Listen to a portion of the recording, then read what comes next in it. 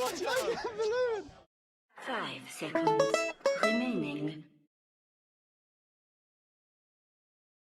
Dire team ban. Radiant team ban. Dude, I love this guy so much, man. Ban. お前はもう死んでいる Shame. Team ban. Shame. Dire team pick. Radiant team. Lena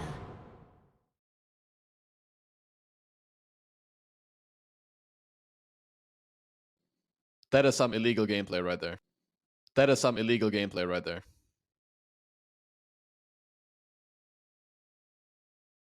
Ten seconds remaining.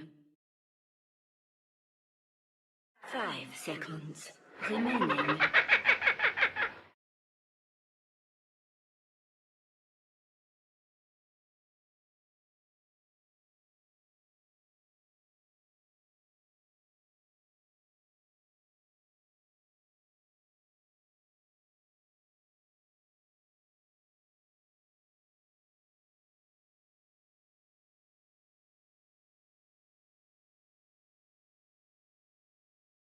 Radiant team dire. Thanks.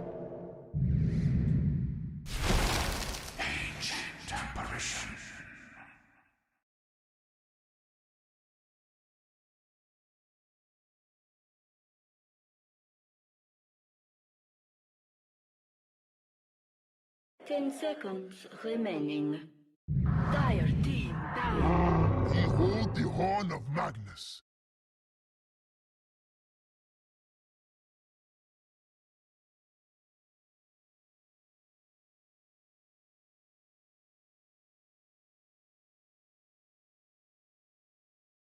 Ten seconds remaining.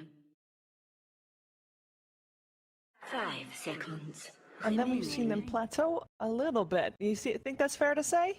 Yeah, that's pretty fair. Like as a team, they rose up when they had what was it Toby in the off lane. Then of course they brought in Kezu, and that new lease of life from Kezu was an outstanding kind of development for the team. Since then they have kind of gone back into their Viking ways of being able to lose to some tier 2, tier 3 teams, but then also dominate against these tier 1. So I feel for this TI qualifier, Radiant team. this is like the underdog team. Like they could easily win this qualifier, or they could be out in 2 series. I don't know. It's up in the air, and I think you can say the same thing for every team here, because we just saw Team Nigma struggling a little bit against the Hellbear Smashers. We've seen OG, they have got a new player in Samael, and in the ESL 1 summer, it didn't really work out too well. And I'm mentioning all of those because both OG and Nigma, together with Team Liquid, who by the way also bummed out, is they all kind of bummed. And we don't know what they're gonna bring here to this qualifier, making it so spicy. We're in the draft already, actually. OG will be on the dire side for this one. We got Lena Magnus opening and an Axe Ancient Apparition opening. I think for both teams, that's so stable. That's good, right? Yeah, for both teams, should be happy.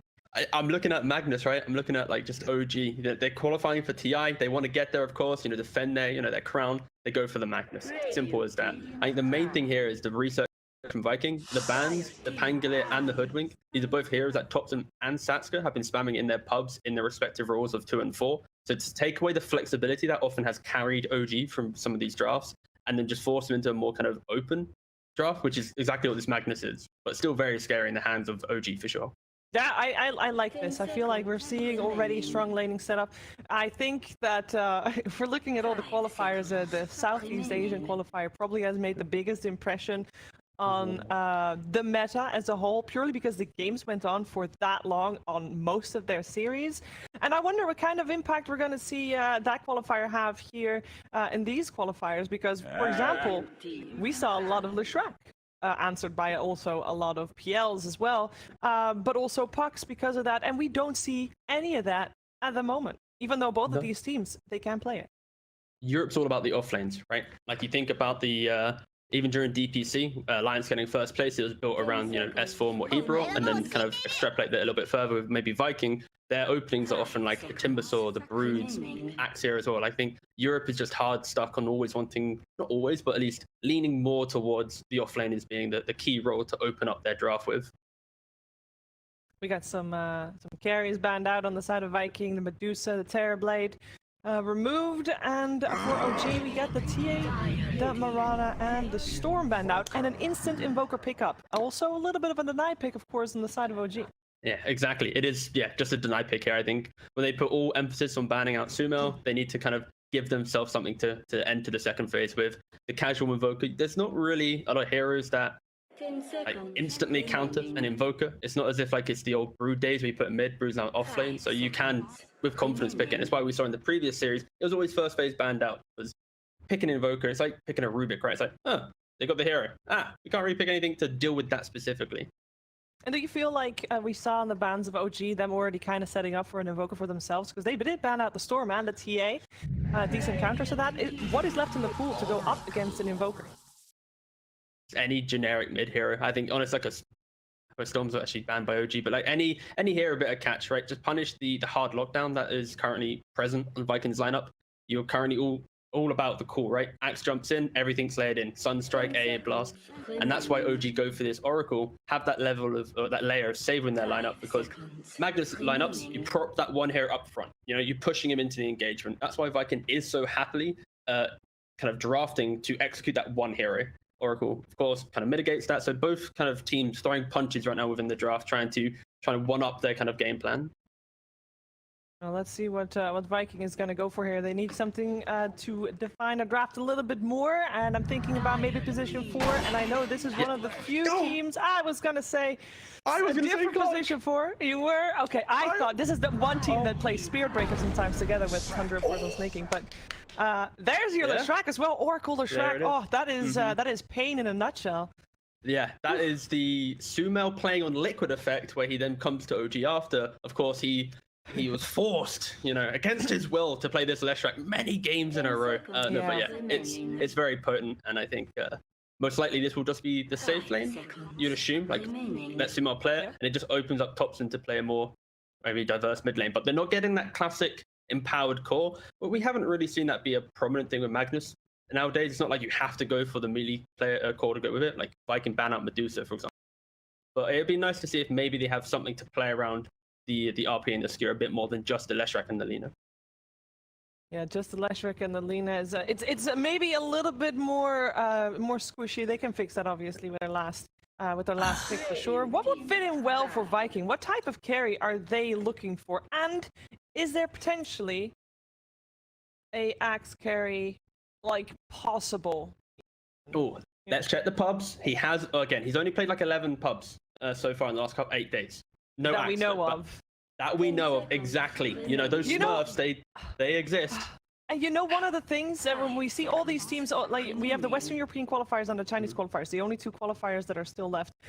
We didn't really get a lot of time to talk about the teams as a whole, but I know all these teams, they've had trouble finding the scrims that they wanted because they don't want to scrim each other, right? Yeah. So in terms of practice, pubs is normally all you kind of got to go on, apart from a couple of scrims here and there, because you can't really scrim Eastern European teams. They're already done.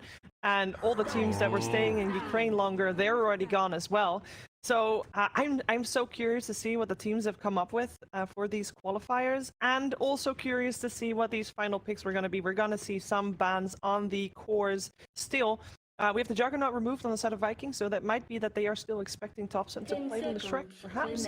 Or, yeah, you can play something else. You can play Lina, maybe. Can he play Lina? Would he play Lina against He actually could. He could. Yeah, it could actually be all right there. I think if we look over at Viking real quick, it's like their carry right now is, I'm thinking like Spectre or Anti-Mage style, potentially. But with a Viper ban themselves on OG, maybe they... interesting. They ban on Viper. Yeah, I feel like Spectre or Anti-Mage is just really good for Viking. Yeah. And they have the first pick coming into this phase from Viking, so they might be able to snatch it away if... I mean, if you're going to have a mag lineup and ban out Viper, wouldn't the PA be the obvious choice? So shouldn't Viking ban out the PA? It's like the combo. That's true, mag yeah. PA. The PA as well. That's true. That's true. Also, I muddled up my my pick order, but it's fine. It happens. We'll see. Viking has the ban. Well, because I muddled up who was picking after the ban. I was just being a silly Billy, as you do. All good. Thank you, yeah. What we do know is Viking is or banning rather their last hero. Yes. And I Ooh. think just to be sure, you should ban the PA. I feel like that's an Yeah, but that's the thing, right? That's the play, though. You know, but you that's what ban they the want Viper. you to do. Exactly. So Oh. instead, they give both up available. Ooh, Spectre or the PA. What's going to happen? They go for an Earth Spirit. Whoa! Spin it round. They just go for something completely different. I don't know why I got so animated over an Earth Spirit. I mean, that's an Earth Spirit probably for Thompson, surely. I know Saxa can do it, but it's the Thompson special. Like, Yeah. yeah. Just put it go on for mid. it. To be clear, This is, the you mid. know, game one of your TI qualifiers. OG is a team that has done this before. They have gone through qualifiers before. Actually, they knocked out Saxa and Kezu from the qualifiers in TI8, which, by the way, at that point we're on the same team. So you know, there's some history there. Bad blood. Saxa and Cello, yeah, I believe, actually. But bad blood. No, I don't think so. But No, there's not. I mean, you gotta open with what you are strong with in series style. So in terms of tops and Earth Spirit, I'm all for it. No, I like that. Like Earth, and they go for the sprinkle of the But yeah, I think first of all, let's touch on OG's style of draft right now. It is going to be this mid Earth Spirit. They are going to be playing off the fact that he does immense amount of right click with the talent, the damage talent. You get the Empower as well. He's going to be able to execute these heroes, and he gets tanky so quick. So that alone, OG is going to be up in your face. That's why they go for this kind of brood style, because of course, brood in laning phase, he can overwhelm this tower, and OG now has to react a lot to this brood presence. Like, are they going to be killing him, defending towers? They can't just simply run across the map. If they do that, they're losing 2 towers. So I understand Vikings' response to the brood. It's about defend through aggression, or at least kind of positional aggression. But yeah, like OG's lineup is pretty scary, and it is the carry axe that we haven't mentioned yet either. Yeah, Shad will indeed be playing that axe. I can't wait to see this game play out. Do you want to make a quick prediction for this game one? Shiva, predicting Europe. So I don't. If I predict OG, you're an OG fanboy. If you predict, yes, you know. Okay, no. Okay, are you an OG hater or OG fanboy? Kezu. That seems to be the my thing. boy Kezu on his. He had last pick. This is the game for him to, you know, do that Kezu magic. So I'm gonna go with a Kezu for why not Viking. All right, well, let's find out what's going to happen in this first game of the best of 3. We're going to find out together with Odie Pixel and Fog. Thank you very much, Shiva. Yes, game 1 of this OG versus Viking. Fogs, we have a last pick Brood here coming out on a scary Brood player. Kezu getting it here for Viking. How scared of it are you here? Do you think if you're OG, or if you're OG, you say, hey, look at our heroes. We're going to run at them. We're going to bring the action. We're going to be able to squash the Brood. You know, what way is this one going to go in your mind? I just want to see how teams, if there's going to be an over adaptation from OG, or if they're just going to play their own style and just let Kezu have his own game and then just dominate the map, because it is a very, very aggressive lineup, like you're saying. Lash, we've got a lot of early aggro, not a lot of really like cooldown based things. It's like really just the RP from OG. So this is exciting, and I think we have to say it. You know, this Earth Spirit, Thompson, he's been a huge fan of these Echo Saber mid laners lately. I know people probably came inside of those pubs doing it, so I'm just excited to see these constant battles, because this looks like super fight heavy lineup from OG. No, absolutely. You know, I think from both sides as well, Viking, they're going to be pretty happy to meet the action, at least with maybe not quite as soon and as early as OG, but if they're able to hit those timings, get those good 6s on the supports, they are going to have the ways to initiate, to break in, to counter what OG's going to try and throw at them. You know, heroes like Axe, Clockwork, they are going to be able to deal with heroes collapsing in on top of them and offer the ability to turn things around, split them up, set up for the big combos that are going to come crashing in from the Invoker and the AA. Yeah, absolutely. And there's a lot of information games. That's the thing that I'm looking at for Viking, is finding these backlines, finding these squishy heroes, bypassing the Magnus and the Earth Spirit, which they absolutely can do, right? You've got Clockwork, you got Spiders, you got even an AA Blast coming over the top. You have a lot of different ways to scout.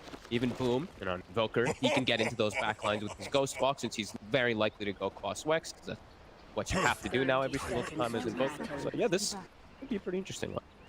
Yeah, and I guess you've got to imagine with Thompson getting that Earth Spirit in as the last pick, yeah, this is going to be a mid matchup that he feels pretty confident in. Playing against the Invoker, should be able to have a fine old time in them at 1v1. Yep. You can't put that much harassment onto the Invoker, unfortunately, but you're going to free farm as this Earth Spirit, and you have better rune control. So you're going to get that bottle. Invoker's not going to get bottle. It's going to be up to the Viking supports to really check out the runes in mid to help out Boom, so the Thompson doesn't get some like crazy strong power rune at that 6-minute mark.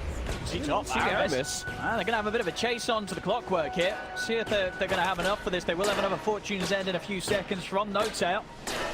Get up to the high ground in time. No, Notel will be able to get the car stop.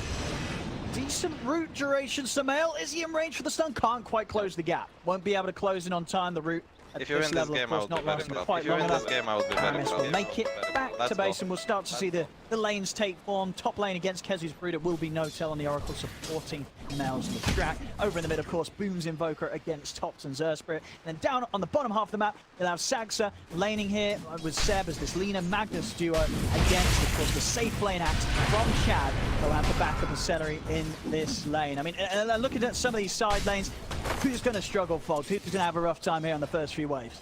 I think it still just might be Shad bottom. Even though we've seen these axes do very well, this is a very strong lane up.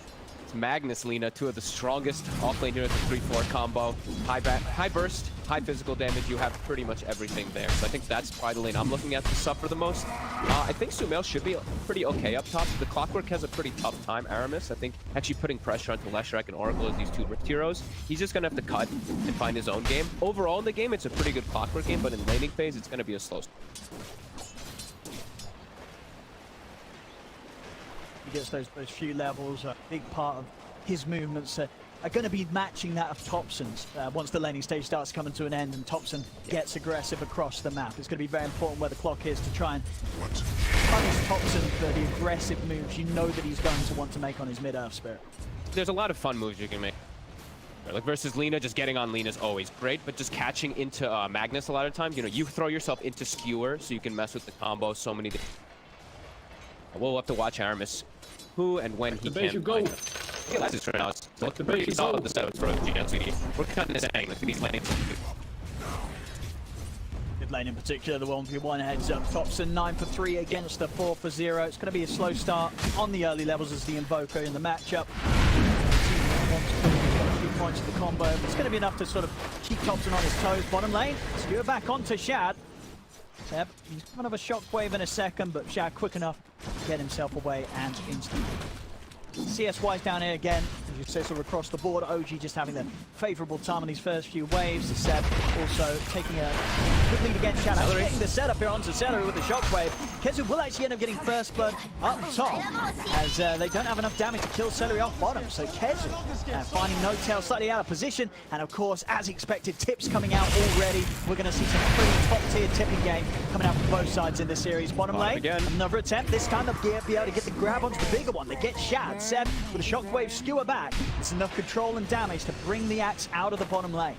I gotta be honest, I'm pretty astonished that Notel died top. I thought their lanes were super like easy to not get killed in, and they just have a very good aggressive lineup for bottom. So I mean this is gonna be a really slow start for Viking. Like I don't know what Shad's even supposed to do. These double nukes that come out, you're also not that tanky. He went for Magic Stick level 1 rather than going for the Ring of Protection on the axe. So these right clicks, they add up quick. Lina's gonna constantly be beating on you. They've got Bassi for the spam too on OG. This is not easy for Viking whatsoever. We're seeing mid also, it's not getting better either. Topson having an excellent time. He's got the runes to work with. Boom. It's, I mean, very slowly recovering, but all three lanes going OG favor. Yeah, even this top lane, regardless of the kill on Notel, Sumail just having complete lane control, heavy amount of denies. It's not going to be a quick and easy start for Kezu on the off-lane Brood. So, definitely a bit of a hole in this early game that Viking will have to dig themselves out. Yeah, and it's some of the times where your carry is annoyed when he's laning versus a hero like Broodmother, right? Because that annoying Silken Boulder is going to be frustrating you, this missed chance constantly. But it's a Leshrac. You're never going to be missing. You're never actually really having to deal with the problem of this Silken Bolo that can be frustrated as a carry. So I feel like this pick was like a gotcha. You know, this Leshrac Oracle carry lane. Now you're playing versus a Brood where Brood and a Clockwork where they thrive versus playing versus melee carries, and now they're versus ranged semi-carry kind of stuff. This is a really good approach by OG. And to the point, when they picked the bridge, they did imagine the lanes as this was, like Kezu knew that he would be laning into a side lane now. I think you should have known that they were going to switch it up. Like, when does Topson play Lina? You know, like, I was looking, I was like, no way Topson's playing this Lina. Like, this is a Soxa Seb lane for sure. They're going to pick something out of the ordinary for mid lane for Topson, and that's you have to expect that too. The Vikings knew that was going to be coming, but this is what they decided to go with. And I mean, look at Shad. Like, he's getting like almost nothing down bottom. It's such a tough lane. It really is. You said on paper, you're just Magnus, Lina. You're not going to have a lot of fun against it. Seb and Saxa very well versed in playing this duo as a combo. So just, yeah, Shad's going to have to play the catch-up game. Exactly. You've got to look at the other cores, a Brood and an Invoker. You've got to ask yourself, are these other cores that are going to allow your safe lane to have the time and space to recover? You know, what can they do on their own to make the time happen for Shad to get his first few items online? They better have some crazy stacks prepared. I see Aramis has gotten some done at the Ancients, but might not be enough of Shad. Does get the call on Saksa. Cold Feet procs. Saksa still got a Verify that he's holding on to as well. They're able to set up here with a run onto Celery, but they'll play it cool. Saksa. Ooh, the rocket's coming. Oh, off the mark. He tried. Saksa's going to be fine. Good attempt. Aramis looking to set up for that 6-minute rune. Thompson, empty bottle. He might be able to set up on Thompson himself. Yep. Coming in on the mid, Thompson rather low. And he'll drop the Magnetize, try to look for the rollout, but the Patry Assault's there from Aramis. Thompson up to the high ground, pops the stick charges. He's not getting away though. Aramis having enough damage and control to bring down the Earth Spirit. A very important gank to be made there. Same time over in the jungle. Saksa, he gets and chases down Celery deep into his own half of the map. And Saksa will be able to get the kill and get out. Yeah, that mid lane, a big catch there for Viking. They had to keep control of Thompson somehow, slow down his free farm that he has been getting up until now. 40 CS, of course, on that mid lane sprint. Huge. They get the Urn Charge 2 for Boom. He's got an Arcane Rune. He has to get his mana back, but he could look to make moves around the map. And I think they've got to start breaking lanes. I don't think you can just stick with the way that it's been. So we do see AA make the way top. Shad getting closer to Vanguard. Sticking down bottom by himself. Probably going to make the move to top to go for those stacks soon, too. Kezu almost 6. Aramis waiting in the wings right here. Samael stepping up a little bit, but Aramis is looking to get on top of Notel instead. Closes the gap straight away onto the Oracle. Notel, he had to keep himself safe a little bit with the Fate's Edict. Aramis able to block them off enough for the Cold Feet to kick in. Aramis, he's going to continue to sort of bait them away. They're not going to be able to kill Notel or Samael. Maybe Kezu can. He's in onto the Oracle. Has got enough control and damage. Notel, a quick route actually holds back Kezu long enough to allow Notel to separate himself from the two, and Notel will survive. Wow, I can't believe Notel gets away with that one there. Kezu was so close to getting the 6. He was finishing up the creep wave, but not quite there in time to get the backup to get that kill. Looking at lane still. Well, about 2K gold lead coming out of this one here. With I think that's to be expected with the way that the setups have gone here. So I don't think Viking can be too fussed about it, because that's just the way it's going to be with these, the way that it's gone. And now Kez was able to apply his pressure top. Gonna go for the pipe build as expected versus Leshrac. The Earth Spirit core. Now still feeling confident enough to come back into the lane. Yep. Same build of this tower. Yeah, we're going to see the same build that we've seen him do when he was on Liquid, when they pair it with the Oracle, that Eternal Shroud early on. Very effective. Mid lane we see, just with the EMPs here from Boom, just leaving Thompson in a state that doesn't allow him to get maybe as active as he wants to, with this consistent harassment of the mana drain, the EMP. Yeah. And he's going to do the same build that we did mention that he loves. He's got it the Echo Saber, get that big damage talent at 10-2. It's actually really nice on Earth Spirit. Something that's been underlooked at for a long time here. See if it does work out this game for them. His laning phase looks great, but Viking, they're going to start getting some momentum here with Kezu very soon. Support's playing around him. That does mean that they're going to be a bit under-leveled here. Celery, level 4, and he's got good levels, but Aramis, he's not even level 4 on this clockwork yet. His levels definitely quite important to consider how much sort of the trio really needs to achieve now. Aramis, Celery, and Boom. These setups for the kill. Boom is making his way up top. He's ready for the setup. It's a beautiful angle here with Tornado EMP down onto the two of them. They take down Notel. Samana out of mana. Boom with a beautiful rotation up top, lines it up perfectly, and wipes OG out of the top lane. Very nice early move. And they know that, I mean, with these early moves, it's actually going to close that gap after the laning phase completely here, because they're not killing Shad. He's sitting at his tower. He's got his Vanguard. So, yeah, these moves are working out here for Viking. 4-2 now. Zonji looking to strike back. Looking for Shad. Shad. Let's safe underneath the tower. Will show himself. Thompson sees an opportunity to dive in and set up this. Already starting to get the shockwave. Light strike array. RP dropped down as well. Missed the carry. They'll throw everything down onto Shad. Shad, he's got nothing to offer in return. He'll get a few spins and a call off. He'll still end up going down here to the aggression of OG. Same time up top. Samael also receiving a similar bit of aggression from Vikings. They dive in, they take down the Leshrac. They can continue to put the pressure onto this tier 1 tower top. Once again, Boom getting involved, enabling his side lanes, and just pulling together the resources to make sure that even with the fact that they didn't get quite as much as OG out of the laning stage, they've still got the tools to get these objectives taken down.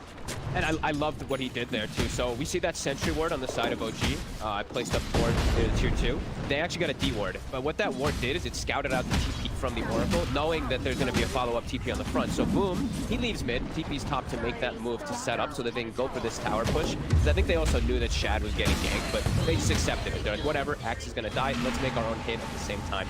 And they did. So they get that successful push to top. And now they swing over to the mid lane to defend.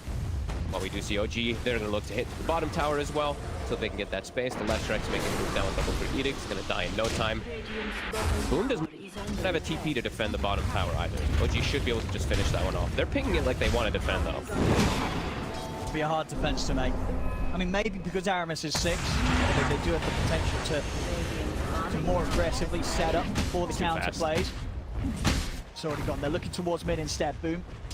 Pushing in. So, the all-important ultimates now ready on Aramis and Celery. They've got a huge combo to blow up any member of OG, really, if they can land that hook shot and Ice Blast. Tile structures are fortified. Kezu started pulling the support. Saksa.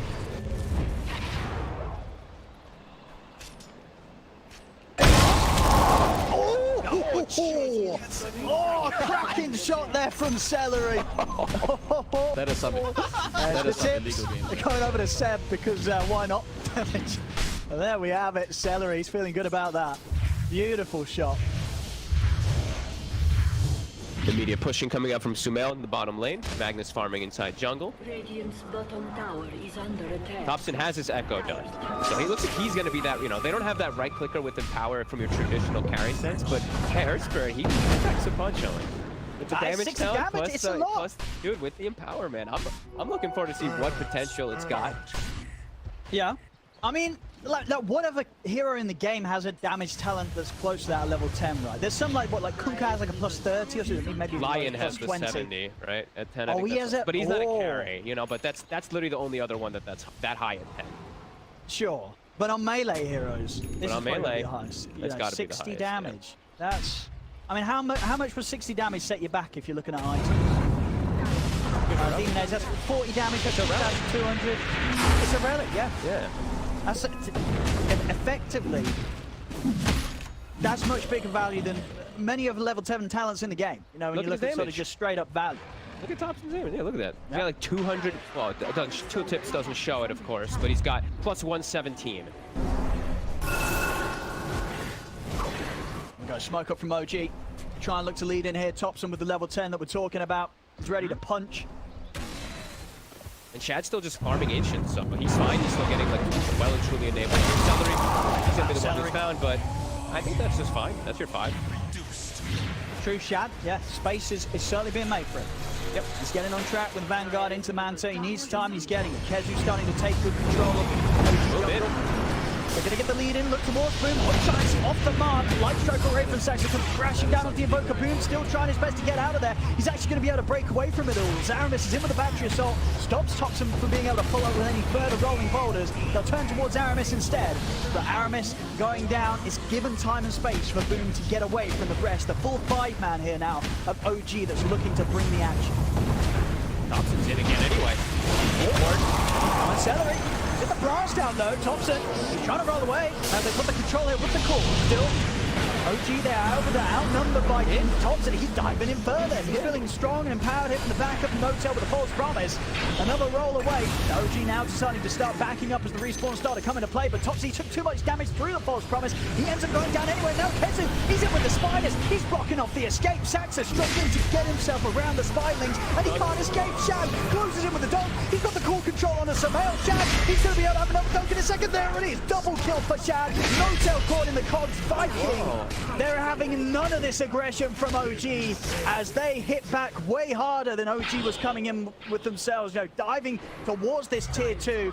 An incredible amount of aggression from Thompson. Too much aggression as that hurts OG big time there. Big step up for Viking. Thompson is a literal madman. Diving into tier 2, he gave away his team's ward with that. It gets insta dewarded, and then they just, I mean, that's such an over chase there. He gets vesseled, no healing coming out.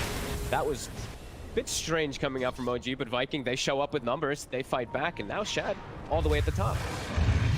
Pretty much got the Mantha done. OG, they do have these huge stacks now to go back and work on, but that was quite an overextension that Viking's going to be fair happy with.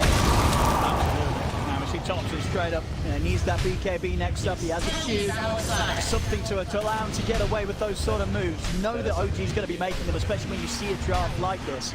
And that doesn't necessarily mean they're always going to work out. Viking, they knew what they were signing up for here when they came into this first series against OG. And with the moves and reactions like that around the tier 2s, they know exactly what OG is going to be bringing towards them, and they're showing that they do have answers for it. And they're already starting to get their own tier 2. Like this tower's dead. Kez is going to finish this off, and then they have outpost control, so they're going to start denying some good XP from OG. OG is going to have to look to make their own move. They're already pinging down toward this bottom tower, and they can push very fast tier 2, but again, I got to watch out for these overextensions. A couple more of those, and Viking's going to be just in a pretty damn good spot this game to control map. And they do scale very hard. Sure, this Earthbird has been damaged. Zaramis, he's going to be able to find the angle onto Seb. Seb, he can't get back onto his side of the map in time. Zaramis catches him out. Viking picking up another, now starting to build up that net worth lead for themselves as that laning stage where OG were able to have the security, the advantage with the matchups, it's starting to become a bit of a distant memory now. Viking, they're bringing in the stronger plays. Absolutely, and even though, like I was mentioning, the Earthbird, he gets all this high damage and scaling potential and all that, I think we've seen really displayed by LGD that Axe is gonna outscale. He's gonna get to a point where he's just gonna start killing everybody on your team and just cutting the waves and making the game impossible. So OG can't make too many more trip-ups. Now the Ice Blast in onto No-Tail. OG ready to back up their Oracle. In fact, Thompson's ready to charge straight in. He's in with the silence onto Boom. Spirit Vessel's going to be laid down onto Thompson. Aramis popping out the clock to try and split up the fight. They push the two of them back here with the Deafening Blast. Cold Feet will kick in for Thompson. The Viking now keeping themselves to the edge of the fight. They don't have Shav with them. Thompson desperately trying to chase to catch a member of Viking, but Viking proven to be able to do a bit of a better job than OG was able to when it comes to knowing when to back, knowing when to get out. As Viking, nobody gets caught, nobody gets left behind. I think it's super important that Viking's able to disengage in any of these situations. I think if you're not dying, not losing fights to OG right now, the scaling you're going to get in the later stages is going to be ridiculous. You have a Midas Invoker, you have Axe getting to this Manta Shard build soon. You're going to start getting a lot stronger, so just weather the storm. Don't let OG run you over in the next fight. You're at a great position with your tool, and just keep looking for these fights. Don't let them outnumber you. So this looks pretty good for Viking. And now looking to defend again top, even bringing the AA. I like that they're doing this. Just bring the battle back.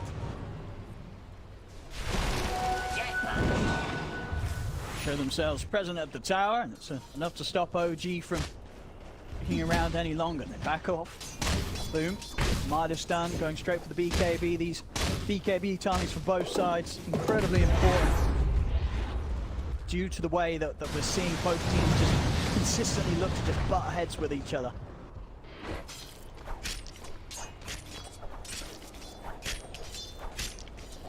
Lots of force stabs we see, of course, on OG to deal with that clockwork. Two finished up. Thompson getting close to that BKB to have his own protection. Sumail. Okay, he's got the Shroud and he's got the Sage. So he's got that insane health, HP regen, and lifesteal amp. So when he is Oracle ulted, he is running inside the fights. If he's not AA blasted, he will likely be at full. That's if he's not blasted during the ends of those ticks, though, because it will prevent the healing at that end of False Promise. And they have to make sure they ultimate a decent threshold, too. That is one scary thing about Axe is you can still dunk your False Promise if they don't get it off early enough on the Lash. Especially with Shad getting such good levels, he'll get that 20 talent early, the plus 150 threshold. They've got to be careful, and No-Tail's definitely got his work cut out, whether it be looking towards Sumail, keeping his Lesh alive and buffed up in the fight, or just trying to bail out Thompson when Thompson goes in head first to the action. Or trying to protect him, trying to just stay in a good position and stay protected, because he's versus Clockwork Rocket to scout him, Spiders swooping in from the backlines too, so it's difficult. OG, they've got a timing. BKB done on Thompson, it's a big one. Ready to go in. Looking for Aramis. Aramis is going to be able to hop over towards Notel. The ice blast comes crashing in onto Sumail and Seb. Aramis continuing to run down Notel. Kezu coming over with the backup, pops the pipe. He's keeping Aramis alive. Sumail trying to turn to bring down the clock. Will finally manage to do so. They're going to catch on to Kezu as well with the light stroke very late, lining up the rolling boulder from Thompson. This time round, OG, they'll get the 2 kills, keeping everybody alive. Viking weren't quite prepared for a fight of the proportions there that OG was brought to them.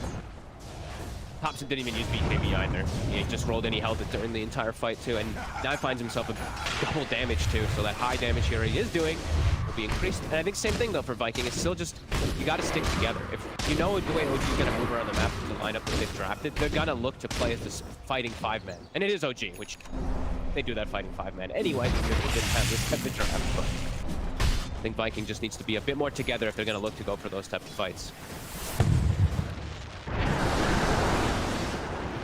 You need these fights to keep on track with Shad's farm. Shad, his network is going to start shooting ahead at a pace that, when it comes to just straight up farming, man, hitting the creeps, it's going to be very hard for any of OG's members to keep up with the Manta Ag Shard Axe. It's just silly because there's no risk with Manta Shard of the Axe. You know, you're farming the whole map, but OG, they have to show themselves in order to do that. That's why this Axe is just so crazy. So we're going to just continue to see a lot of it, so it does get potentially nerfed again.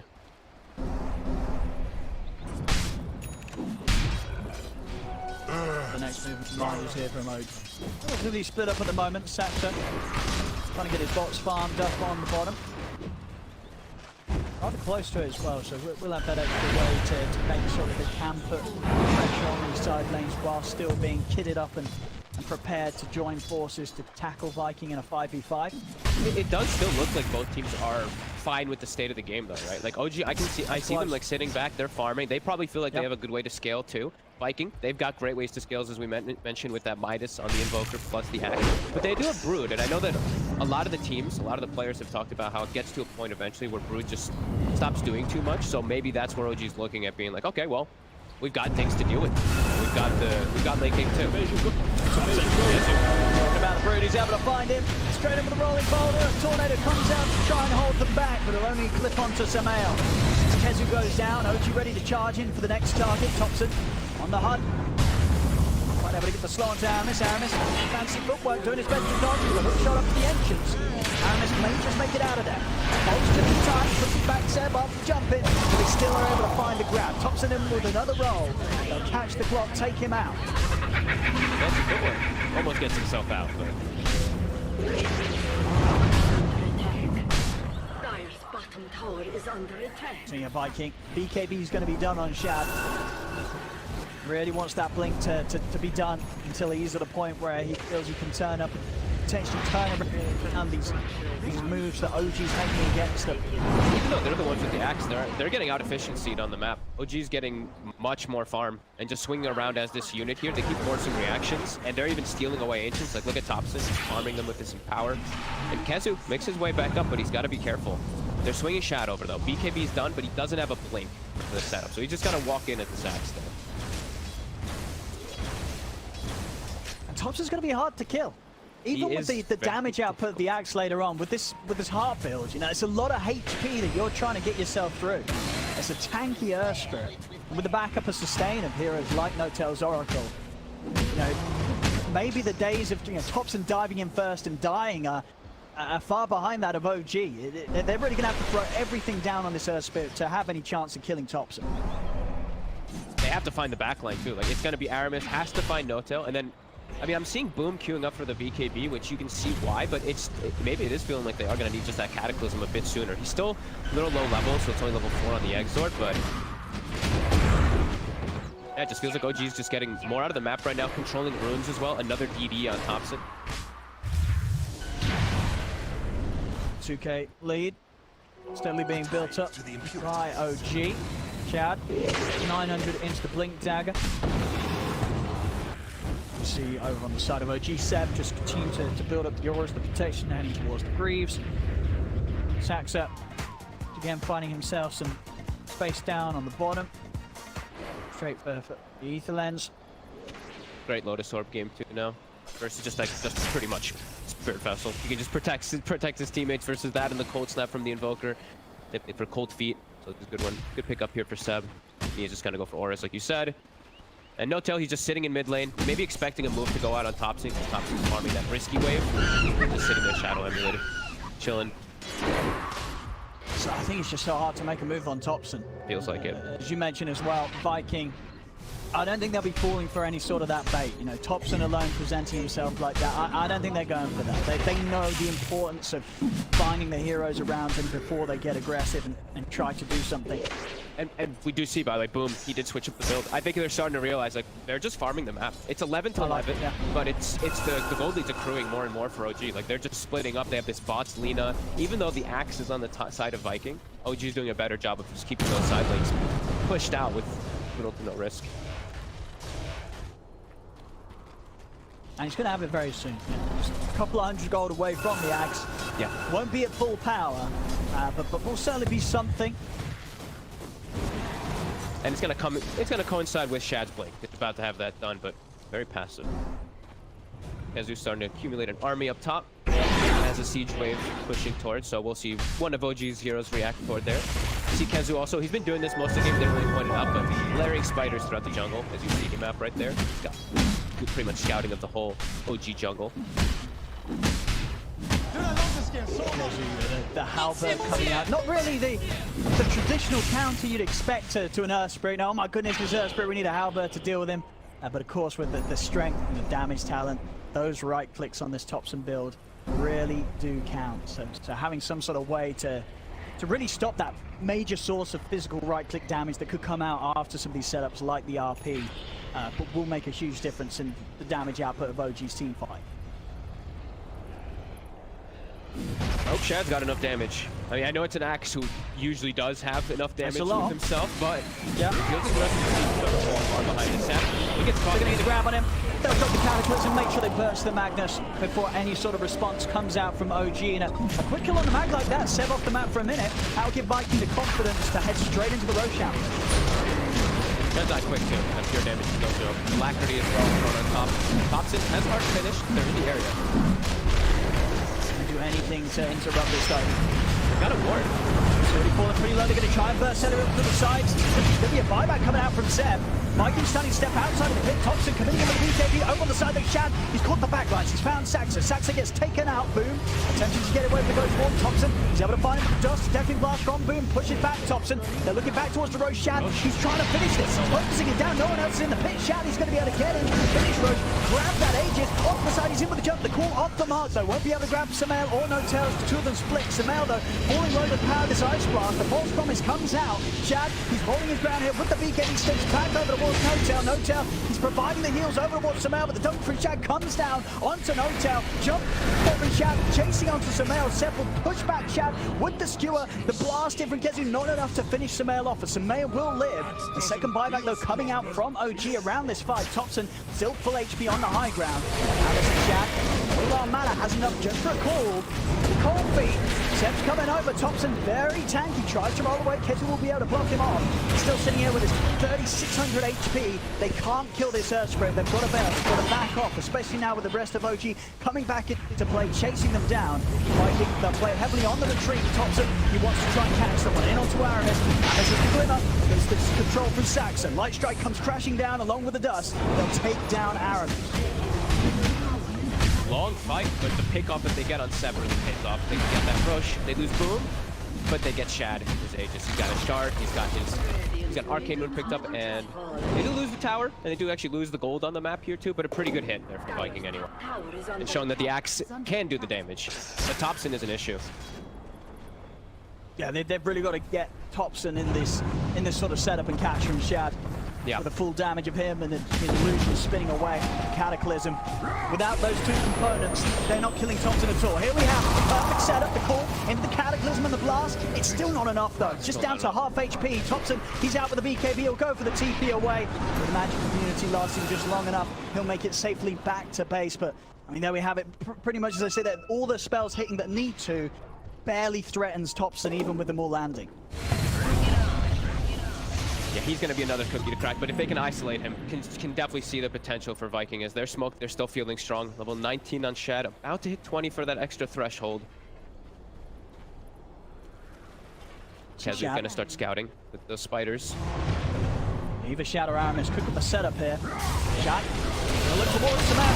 Catch him, over by the creep wave, ice blast in. They can't save him, but the hook shot from Aramis comes out of the backlines, catches Seb, catches Notel, pushes Notel down to the river with the cogs. They've taken out 2 of OG, and there's no buybacks available on these 2. So the rest of OG, they're going to have to take this fight 3 versus 5. They get the cool control onto Thompson. Thompson, he's trying to roll away, but Aramis is in with the body block. So 3rd death on OG as Seb and Saxa, they have to split. Boom's going to continue to hunt down the Lina. Saxa, put the dust to try and slow down Boom. Turns with the light strike, will catch on to Boom. The movement speed, is it going to be enough here from Saxa? Does have the TP available, he's into the trees, he will manage to make it away. But a big hit there from Vikings, sending around the mid. And as you say, maybe Thompson just a little too set for another round. A few seconds too early before that BKB would have been back and prepared. Yeah, they got full scouted too. The spiders swung behind from Kezu. They saw the Lash walk into the river onto the low ground. Boom, immediately get the jump. I don't even know if the False Promise was in range yet, but either way, Aramis was there to cover it. Gets a 2-man hook shot. Great fight from Viking again. Shot. And they're just, I think the biggest thing is just, like you said, identifying that fact of speed that you can make the moves. Air Spirit's BKB was down. They just were not ready to fight. And Seb so far unable to really find any situations for an RP. I don't think we've seen one, have we? I think just the solo one on Shad in the laning stage, down bottom at the very start. Other than that, no, Seb's, he's just not been able to make it in. It really has just been, a lot of it has been Aramis. The clockwork is the perfect answer to these heroes. You know, these heroes that are trying to initiate, that don't have the ability to be the first to start the action. And of course, Notel, Saxa, 2 supports that Aramis is handling pretty well in these team fights. Yeah, and sometimes it might look like they might be lacking damage. Like, you look at this Viking draft and you could think that they might lack some damage in some instances without the Cataclysm. But when you have an axe like this, the damage is just so ridiculous. Shad. He's going to double back in, get the call up onto Thompson. He's in with the kick. Break Seb away from the Cataclysm combo. The Luna thrown down into the RP, they've caught Shad. Shad actually get out of this. Zemail comes in from the side, will get the stun down. They've worked Shad. They are going to see round 2 coming in from Shad. And Aramis, he wants to be a part of it. Buys back, ready to head straight back over to help out his axe. So he's trying to. The stun control's there. They've got nothing to break Shad out of the combo. Jump forward from Seb. He's also able to get the grab onto Celery. Skewers him straight back into the heart of OG. As OG, they'll be able to finally get themselves back on track with a solid fight. Catching out the big man there. Shad down now for 70 seconds. The axe out of the game. They chain stunned him too. He couldn't even get the BKB off after he revived. They just kept getting the stuns on him over and over again, and a nice kick out from Thompson, saving the mag. And as soon as we're saying it, of course, Seb is able to find a pretty decent to get a win for Sumail to come in and clean up. 5k gold lead back to OG. Absolutely, and that's the thing with Shad getting as much farm as he is. You know, Sumail sort of outside of the action has been keeping up very, very nicely. Yeah. Now taking, in fact, the top spot against Shad's farm. As long as they can fight around Sumail, keep the space available for Sumail to do his job.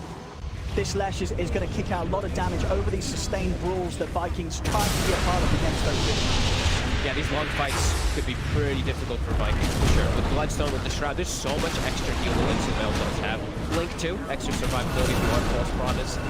Spider Legs 2 to, scurry around the fight. Now these stuns layered. It's difficult for Vikings to really set up for their own racks. No shot, no defense potential there at all. The melee Rex gets taken out. He can catch Thompson whilst he comes in with the attempt of the tree. Still got the BKB ready to pop. In fact, they're ready to turn. Shad tries to get him with the core. He's not going to be able to get the grab somehow. He's able to get himself out of the Cataclysm combo. They brought down Notel. Thompson just diving even deeper. He's going to TP out with the remainder of the BKB. As OG will look to back off. They got the objective. They got what they came for. They don't want to lose anything more than Notel. By the looks of it, Sumail up to the cliff and with the TP out, they won't lose anyone else indeed. Sax also able to make it out in the lane. Objective taken, only an Oracle's life to cost for it there. Those are the moments when you know as a supporter, as an Oracle, that you're dead. You know, your carry, your Earth Spirit just rolls into the tier 4s. You're an Oracle versus a Mother and a Clock. Spiders just surround you. You got no hope. But they do get the racks, so that's the important thing for OG. And continue to scale. SNY now on Thompson too. Back to base you go.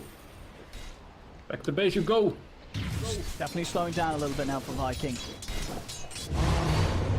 BKB on boom, so he's going to be a little more set to position himself aggressively, but I think, you know, considering the way the game is going, it is going to be a refresher that's the real key timing once again. It's all about the burst that they can offer in that combo.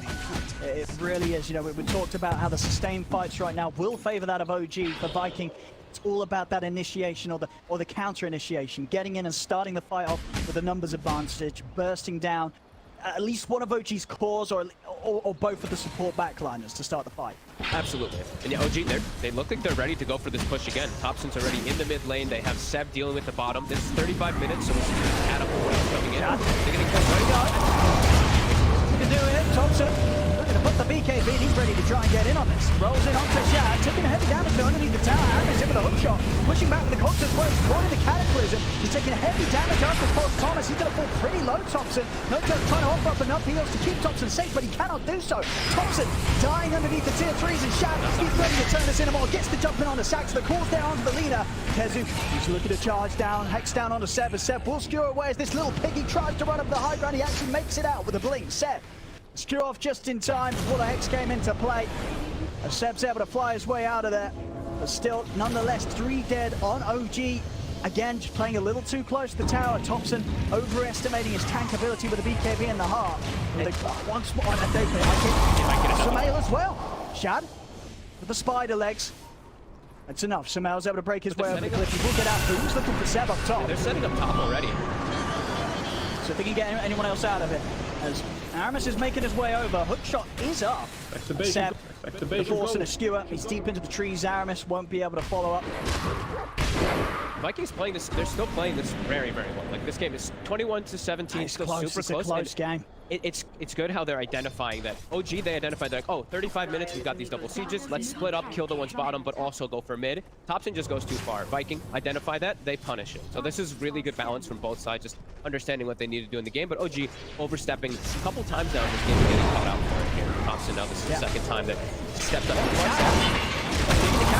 On a Seb, hookshot as well as the false promise. They'll try and get Seb back to safety. False promise comes down from No-Tail. Seb, he's looking to turn, will drop the RP, it's down on the Boom, but Boom got the BKB off in time, so there's going to be no follow-up after the RP. Viking, they'll get away, so will OG though. Seb will be safe. 37 minutes, we got new items to pick up for both sides. Get some better luck. I guess the big one, of course, as always, is the illusion escape for Shad if he can find that. Yeah. Timeless Relic, also for the side of OG would be really big, but they actually get on Viking, which is huge also for the Invoker. Juicy tier 4s here. Telescope, you know, never going to complain about finding a telescope. OG's on the hunt. No RP at the ready, but they know BKB still on cooldown for Viking.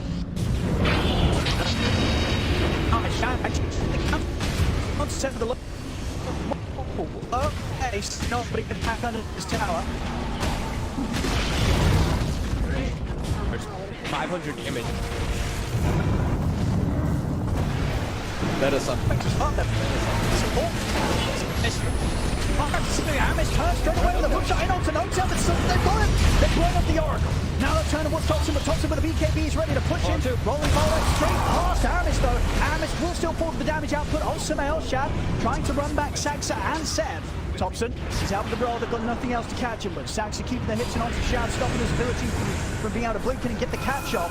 Boom over towards the mid, he's running down Sumail with the Cold Snap and the Spirit Vessel. Sumail backup's coming in, Seb charging forward. He uses the force stuff to try and get Sumail back to safety. The spider legs are there, Shad calls off the mark, won't catch the two of them. Cold Snap down onto Sumail. Now Shad, he's being controlled, will put the man to trying to get away, but Seb's back in with a skewer. Skewer onto Shad, Shad will fall, the axe down, 3 dead on Viking. Thompson, catch onto Kezu in with the Rolling Thunder, straight over Kezu, turns with the Hex onto Saxa to stop any follow-up light strike array from coming out straight away. It doesn't matter though, Saxa has the time still to turn. Kezu getting completely controlled here, another slow from the boulder of Thompson, in with the stun, landing everything here against the spider, leaving Kezu no chance to break away from the control of Thompson and Saxa. It's 4 dead on Viking.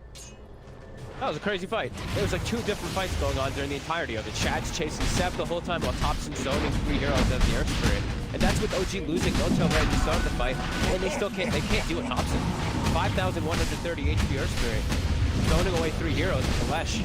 That was a huge fight for OG. Yeah, especially, you know, with the way that, yeah, as you say, Viking, they did sort of make the big, well, what could potentially have been a big brain move to turn that initial hook shot from Aramis, pretty much finding it onto Notel through the entire squad of OG, blowing up the Oracle. It just didn't quite matter this time round. Viking not having the positioning to deal with OG, running at them and sort of tearing them apart, distracting them, splitting the team away from one another.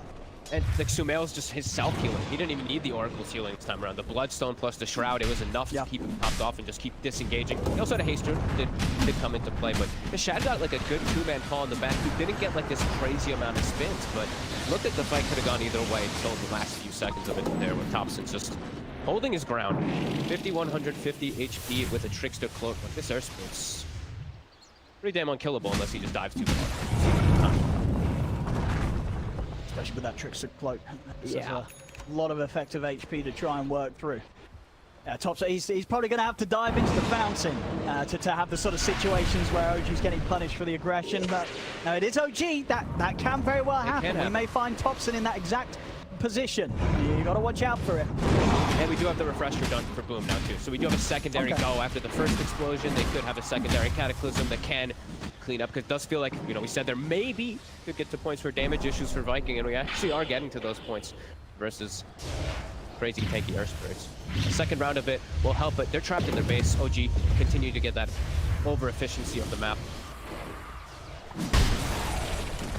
It's going to be a test now here for OG. How safely can they break away the high ground objectives from Viking without falling to the temptation of diving in deep against them? They're about to be 25 on the Lash, so that'll help quite a lot just to push that much quicker. Hobson also does have a DD. He finds himself a Spell Prism too. And yeah, he's going in.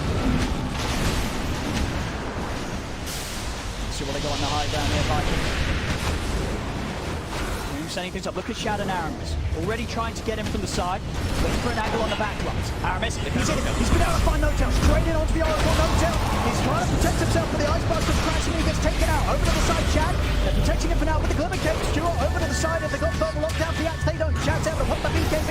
Heading up the high ground. He's got the core control onto Thompson. Caught underneath the tower. Light strike away from Saxar. Holds back the two of them, but Boom now with the BKB out. Chasing towards Thompson. Jump forward for Shad. He's in with the dog. They're taking out the Earth Spirit.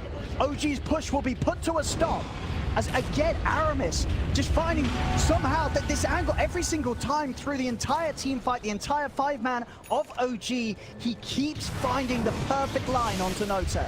And they no messing around too. I thought maybe for a second it could be like a bit of a mistake there from Boom, just doing the full double Cataclysm, because I don't think most of the actual Sunstrikes connected, but they got the Oracle, and then Earth Spirit just commits a bit too far. He gets a little too overzealous trying to finish off the Invoker and just gets completely locked down. So OG does still have to give some respect to this massive burst combo and also to the wraparound. Like Aramis time and time again has been able to find those wraps. Yeah, these are big holds, big moves here from the defensive from Viking, considering as well. Still, yeah, 11k down against OG. But making moves like that, you definitely don't feel that much of a difference between the two squads. Yeah. Very solid moves from Viking. And a good point out there from our observer. You know, I did mention how Thompson did switch out to go for Spell Prism instead of going for that Trickster Cloak. Maybe that Trickster would have been enough to keep it live inside of that crazy dive forward. He was swapping the cheese in, and he had like 1 second or so left till the cheese was back in the inventory. So, yeah, probably would have saved him there, at least for some time to get the Oracle back in position. In the next round, Sumail still huge as ever. He sure is. These back and forth moves. 28,000 net worth on the Leshrac. Getting closer to being able to pick up this Arcane Blink and still having the availability of buyback. And Notel, he has no buyback. If he gets killed in this next fight, he's not going to be able to buy back and come back to join in like he's been trying to in the last few. So OG, it's a bit of a scary push for them. Even though they have Aegis left for 50 seconds, they're probably feeling a bit concerned to actually go for it here. As I believe the double Cataclysm's back up in 20 seconds for the Invoker. Going to be keeping an eye on that timing for sure, you would imagine, OG. Yep. The question has to be, what are they going to do about it? I mean, when it comes to OG's heroes, we see Thompson very much, you know, he does have a pretty long reach in terms of who he can dive in and get on top of. But other than that, actually finding someone to really stop Boom from ever getting off his combo from the back of the fight, it's not easy for OG's heroes. No. They can't really stop Boom from doing his job every single time. As long as Aramis or Shad's in between Boom and OG, Boom's gonna be able to drop those double cataclysms every single team fight. Absolutely, it's not easy, no. Especially with No Tail having no buyback or not. Like if you've been watching his last gameplay for the last minute and a half or so, he's just Shadow Amulet randomly in the river because he knows it's like if he gets caught, the game could just get really weird for them in these next few moments because he'll be down for like 100 seconds. They'll lose full map control. Even though they've got the 10k gold advantage, you know, this cataclysm is no joke. So yeah, it feels like they have to just these angles of approaches is a bit strange. It's a bit difficult for them. Seb might be needing to get that RP off, but it's the same thing. Like they're fine. They're getting on top of that backline. They're getting on the Magnus. They're getting on the Oracle to prevent them from. Still anybody's game, really. Absolutely. We see Topson now here in the late game. At the moment, queuing up the Ags. What do you think he's got in mind when it comes to this? Is this going to be it's a save. Up is it for the save or for the disable on one of these cores of Viking? His job's now going to be just sort of kicking No Tail out of the team fight, at least giving No Tail a chance to live if they do find him. It could be both. It's probably more so just saving No Tail because then he can if he just gets the Stone Remnant onto him, then he survives throughout the Cataclysm combo. But if he sees an opportunity where he can roll in and kick somebody out of base, you know, there's always possibilities. And then they've got skewers and they've got the boulder to kick people out of base, chant remnants. So I mean, that is true. It's a lot of range. We haven't really seen a lot of this game around OG's base, but when it does get there, OG's going to have a pretty good delivery system for taking heroes from the tier 3s straight into their fountain. So, you know, Viking, as much as they're pulling out a very impressive hold on their half of the map, they've definitely got quite a mountain to climb when it comes to turning that into the ability to end the game or threaten the game against OG. You know what my favorite thing about this game is, though, Owen? We have two lineups that are very explosive, right? With, like, their Cataclysm combos, AA Blast, we have even Lagunas and stuff like that. Let's take a look at how many Aeon Discs we have. It's a big 0 right now, which makes me feel really nice. That, I don't know, that item is running rampant everywhere. I mean, what is it, sort of a gentleman's agreement from the teams, you think? No, nobody wants to play with Aeon Discs, you know. I think No Tail's probably like, I need an Aeon. Smoke up from Viking. As soon as the action's back on, they want to bring the heat. There's another Aeon Disc. Yeah, as soon as we say it, man, Shad's got one. We've got one coming out on No Tails. I mean, it makes a lot of sense from Shad as well. Sure does. For him, sure, damage is going to be limited from himself, but just being able to survive and get the call off. Allowing Boom to drop the 2 cataclysms, the lockdown from the axe will be enough to start off the action. Even if the Aeon just gets procced.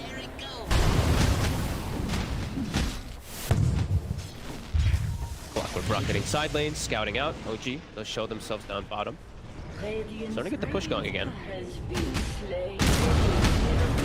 got dies fast. Tier 3's OG. They gotta get back quick, Viking. What Shad can do from the side. Stepping up, he's still over the ground, he's been able to catch the torn back lines, he's found 7 Saxa. Straight over the hook shot as well on the Seb, pushing him back the corner into the second round of Cataclysm. Seb gonna get away with the skewer, but the damage is done. Seb's out for 2 minutes. Thompson, BKB has come to an end. Aramis committing with his own BKB, the Cell Stone into the slide away. Thompson will break his way out of any further combo. In fact, Thompson's ready to go back in. Thompson will look to finish off the range rack. Just going to be a bit careful with no BKB. Jump forward, the Hex is out onto Aramis somehow. He's in with the damage tornado, holds out, runs with the 2 of them. Aramis still somehow alive, will get the cogs off. Aramis has died, but he's been able to track Samel and Thompson rolls out to the side, the cold feet kicks in. Samel's been taken out. Thompson, another roll to get off to the side. Aramis not quite able to get the angle there with the hook shot. He's still trying to run away. Shad gonna blink up in a few seconds, but with the rolling thunder, Thompson will be able to continue to get out of there. They find No Tail off to the side, tornado in from Boom. They caught the Oracle as No Tail down for 100. Both him and Seb without the ability to buy back, as Viking only having to utilize the buyback of Aramis to hold OG off. OG will be pushed back. They're not able to claim anything from the mid-set of racks. And now a bit of a window where Viking, they could punch back pretty hard and take objectives from OG already top. Boom, he's in with the setup on the Thompson. He's been able to sneak over into the jungle. He's found Thompson. And with the outpost under their control, Aramis gets up with the TP. Hookshot is up, but the stone form lasts just long enough from Thompson to avoid the connection of the hookshots. Thompson, he'll only just, but he will manage to get himself away. I mean, Viking got like so much out of it. They got top racks. They got a huge fight in the mid lane. They only lost what, a range racks, I believe, out of all of it too. So yep. Yeah, massive, absolutely range massive racks and a clockwork buyback. So very small. Very small. Things being offered by Viking to be able to take that against OG Thompson. He's in on the mid. He's been caught out by the call. We're going to be giving off in time, but the first cataclysm comes crashing in. Hook shot off the mark there. Can't quite get past Shad to get the control onto Thompson, so Thompson will be able to still step back underneath the tower. Turn with the silent Shad. Eon Disc will proc. They're back up for now, 10 seconds until Seb's back in, about 10 as well until Samel's back in the game. Samel really not wanting to have to use his buyback, of course, with these last few seconds that he is off the map. The Viking who force the racks in time over to the side Shad. He gets the grab on Saxa. Saxa trying to get a little too close over to the mid. Seb, he's in with the RP onto the two of them. He's able to push back Aramis underneath the tower as well as Kezu, but there's no follow-up onto both of them. Buyback comes out from Saxa. Another skewer, again from Seb, scooping up the two of them. Aramis will die underneath the tier 4's Kezu, trying to break away with the help for the wedge, but the light strike comes crashing down from Saxa. Kezu will fall. OG themselves this time round, just one support buyback will hold back Viking. Viking not quite able to get the melee racks in the mid lane, as OG, they will bring out the defense. And it's 100 seconds now the other way. Let's see what OG looks to make happen with that time, since they didn't have their Magnus for 100 seconds, so that's why Viking went for the push. Now we've got to go on the other way. Seb, he should have buyback for the next. Oh, he was just short on gold, I think it was. So now this one he'll be able to get a little bit more farm out, and we'll have buyback after this next push. So G, gotta look to set for that one up, and yeah, we'll see what Viking does look to set up for here. Shad, he does buy out. He spends charge, so he's got that super high attack speed now. But yeah, 50 seconds. Some creep waves here. He needs to, because they could just lose. They could get megged right here. That's the scary thing about this Earth Spirit plus the Slash Strike. It's 50 seconds. That's more than enough time.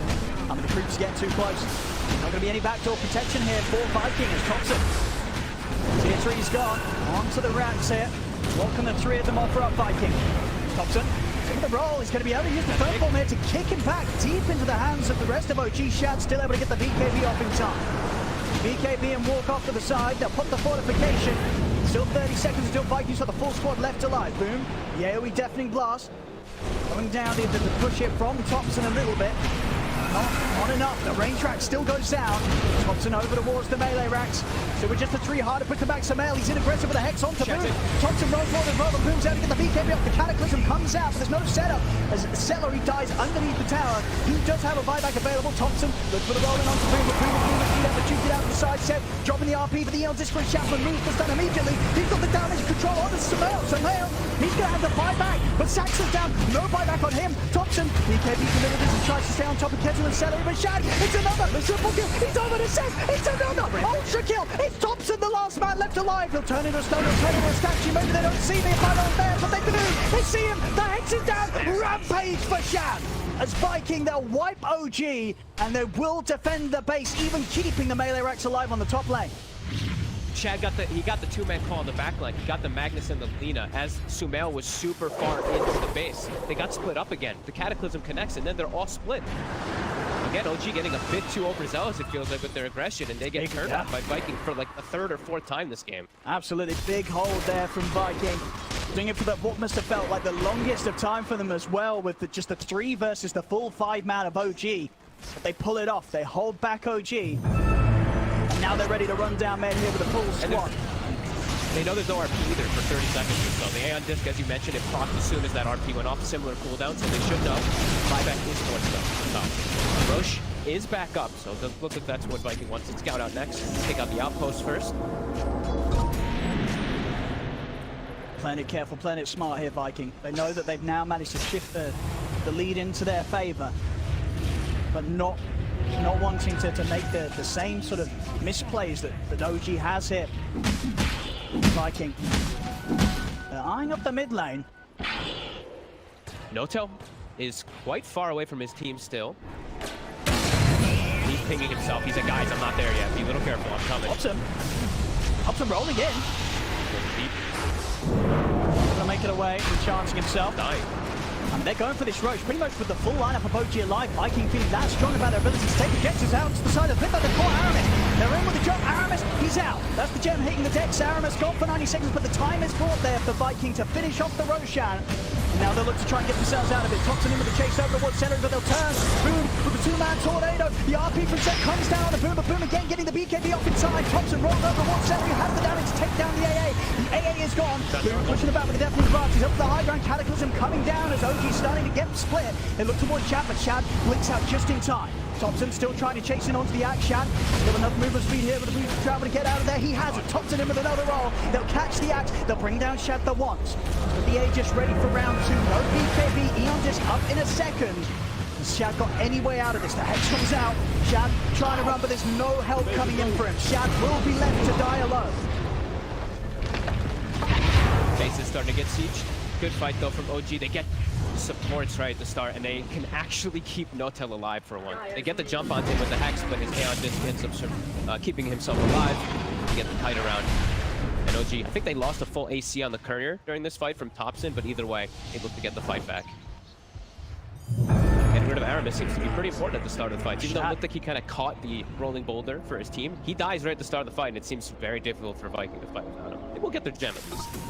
I mean, and I guess Shad maybe feeling the inevitability of OG trying to force something whilst 3 are dead, coming out with a sort of an unprovoked buyback there, which could leave him in quite a risky position. I guess was just really scared of something coming in, wanted to use the buyback sooner than later, but might have got away with holding off on that. Yeah, I guess he just wanted to be able to buy back, use Manta, cut waves, push lanes, right, with sure. the shard and stuff like that. That's true. Yeah, it could end up hurting him. Defense is gold. He's got his overwhelming blink now too. Definitely going for the riskier move, but as you say, maybe a necessary one. Just making sure that the backdoor protection does not get close to be taken out with any of the lanes approaching the base. Kezu. Gonna jump in. There's an axe on Kezu. Kezu. He needs help, but he needs it now. Shadow for the call. He's having to get the call on the boat. Thompson and Samael Seb. He's looking to get him with the RP, but the Hex comes out. Kezu's out. Buyback immediately from the Spider. Aramis in with a hook shot on Samael. The Samael's in with the BKB, starting to back off the Cataclysm. It goes crashing down on the Seb. Seb caught between the two Sunstrikes. Seb's gone. Shad, another great call. Catches Samael, even catches Thompson here on the attempted rollout. Thompson still able to break away with a further rolling thunder. Shad running him down. Thompson goes for the TP. Is there anything to cancel it? There isn't. Thompson makes it out in time, but it's 3 dead on OG. Samael and Seb, no buyback available. Both of their buybacks on cooldown for at least 3 minutes. A huge window now where Viking, they may just be able to take something big here away from OG. Looks scary for a second for Kezu. He dies, but it ends up being well worth it. They get the comeback step. He gets caught by the Cataclysm again. And Thompson. Chad, he's in with the fake back. Jumps back in straight away on the Saxon. Thompson false promise comes out. Saxon Hotel trying to keep his leaner alive. In charm Brendan and a self kick off to the side. Thompson, he's looking to get back up for the high ground, but the Hex is there. Chad, he's closing the gap. Another call. Chad will grab it, but again the Thunder was up in time. He's able to roll away with the rolling boulder. As Thompson will live, but now 3 dead.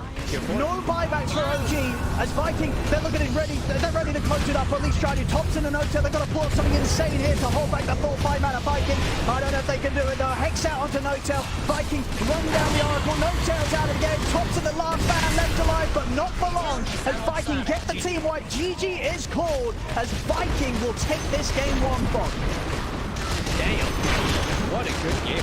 I'm looking for both sides. I feel like OG overextensions really hurt them. Because it didn't feel like it was anybody's game, just the back and forth fights. But OG with like 2 or 3 overextensions, perhaps,